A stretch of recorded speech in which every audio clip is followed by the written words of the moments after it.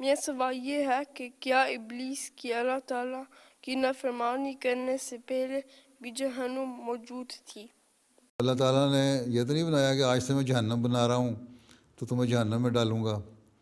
جہنم تو موجود تھی.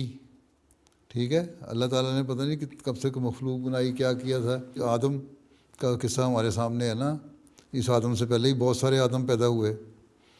ٹھیک ہے، ہمیں تو اپنے آدم کی باتیں پتہ ہے نا، جو 6000 سال پہلے تھا. اس سے ہزاروں سال پہلے بھی، اربوں سال پہلے بھی انسانیت تھی. تو ابلیس کو یا شیطان کو یا جہنم کو پہلے بھی بنایا ہوا تھا.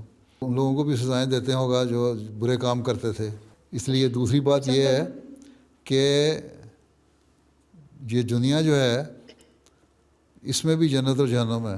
نیکیاں ہوتی ہیں وہ انسان کو جنت میں شمار کر لیتی ہیں، اسی دنیا میں بھی انعامات ملتے ہیں، وہ جنت بن جاتی ہے. اور اس دنیا میں جو انسان کو بہت ساری سزاؤں سے گزرتا ہے، بیماریوں سے گزرتا ہے، وہی جہنم بن جاتی ہے.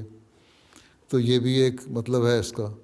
تو اللہ تعالیٰ نے اس کو یہی کہا تھا کہ یہ آدم جو میں نے پیدا کیا ہے، جس کی ہسٹری ہمیں پتہ ہے، یہ آدم کے ماننے والے جب نیک کام کریں گے تو جنت میں جائیں گے، اور برے کام کریں گے تو جہنم میں جائیں گے. اس کا مطلب وہاں پہلے موجود تھی نا جہنم، تو تبھی تو اللہ میاں نے کہا نا جہنم میں جائیں گے، یعنی ان کو سزا ملے گی. جہنم کیا ہے؟